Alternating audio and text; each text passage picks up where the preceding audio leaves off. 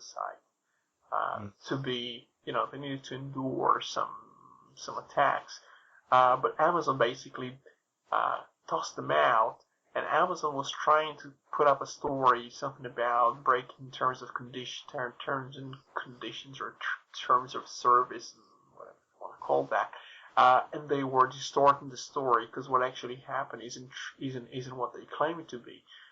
They were pressured apparently by Joseph Lieberman, who's the senator who has some certain connections to the security in the United States. I think something like Homeland Security or one of the departments to do with security. They have lots of them.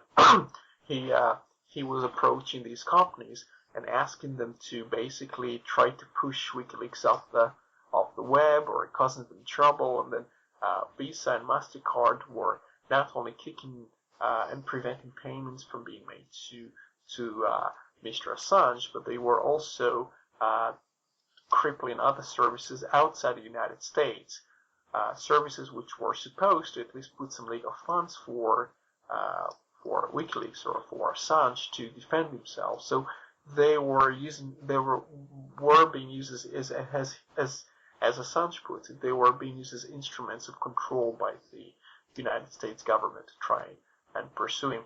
And this is where we go back to the situation with Amazon. Amazon was probably for political reasons or for pressure for political reasons, was kicking out WikiLeaks off the cloud, without any reasons, without any reasonable explanation.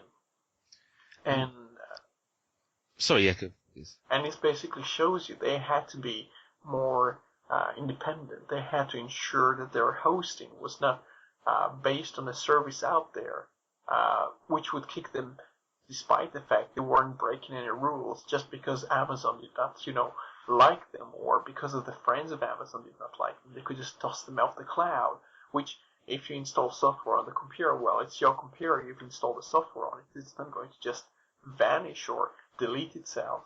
Another thing about Amazon is to do with the books and how they did remote deletion. So, in one case, the major situation that arose and invoked the reaction from the Free Software Foundation was the deletion of the 1984 and I think Animal Farm as well from people's Kindle. So they had the books on their device, device which isn't about the internet, and it was remotely deleted by Amazon. That's kind of a cloudy thing. So that's also a dependence on some service somewhere else to, giving instructions to your machine. That's kind of a scary direction to go into. So next thing you know, they scan your file and they check if you don't download any copyrighted material onto your laptop, which could just be cached from the web, some image or something, and going through your personal files and saying, well, we think you're a terrorist, and because the government told us, you could be a terrorist, we want to scan your files, we want to go through your emails, and that's, the sort of direction it's going into. And it's been proposed before by the media industry. They want to have monitoring software installed on everyone's machine. Well, just sort of two very quick shorts that actually very loosely tied to the subject of Amazon and WikiLeaks in respect of copyright. The first one's quick, and it probably doesn't really need much discussion because at the moment it's not much more than an allegation. But it's been alleged that the Apple iStore is infringing the copyright of a couple of publishers. This was an article that I read on Torrent Freak, and it's basically that's what it is. The iStore is selling some ebooks which apparently are direct rips of another book which has already been published, and they don't have the copyright rights to do so, to sell it. So that was one of the linked articles. The only reason I mention it is because the Apple iStore obviously is quite stringent on its rules for accepting applications. I think we discussed quite a few episodes ago about a BitTorrent application, about how that was rejected, I think, by the iStore. And now it seems that they've been selling, if the allegation is correct, of course, that they've been selling pirated or copyright infringing material on there now. So that was one quick short, and you can look onto Torrent Freak, done a very excellent article as usual on that.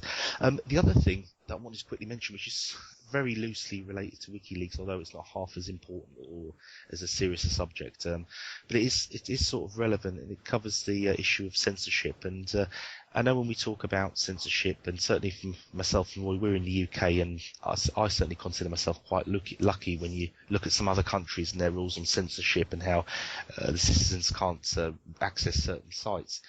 And I always lived thinking that in the UK such things would never happen, and we have unrestricted access and we don't get censored from anything. But apparently, and again from Torrent Freak this article comes, apparently that's not going to be the case. Torrent Freak's reporting that a Usenet NZB tracker website is being blocked. The court order has been obtained, and British Telecom customers are going to be blocked from being able to see it in the UK. Now, that's not really an issue because anybody with a little bit of tech know-how is going to know how to get around such a block, and that's not the issue. But the main concern for me was the actual blocking of this site, which a company, and in this case it's the MPA, a civilian or a civil, it's an organisation which has no connection to the government, has been able to get a court order and actually stop, allegedly, UK citizens from looking at a site. That was just something I wanted to throw in. Now that's been reported on Torrent Freak. I don't know if you have any views on that, Roy. What isn't clear? There was the what's it called? The Virgin. There was the incident, 2008, I think. The one with was it Scorpions or something? One of the bands that had a cover with a half-naked girl. That was there was something about something about that being banned. Block the page being viewed in Wikipedia. This isn't the first time we had some form of censorship in the UK, but this is apparently approaching. You always try to find the first incident, the first situation where the doors were opened and justification was made to break the free speech or the assumption of, we can allow people to access all the websites. But it did happen before. I think there is a certain agency that's responsible for trying to find content which they find to be objectionable or unacceptable. So this isn't exactly news, but I don't think we talk about it sufficiently. I mean, today in the news you're talking about WikiLeaks. And as usual, you'd expect now the Air Force in the U.S. and I cannot remember. There is another place in the U.S.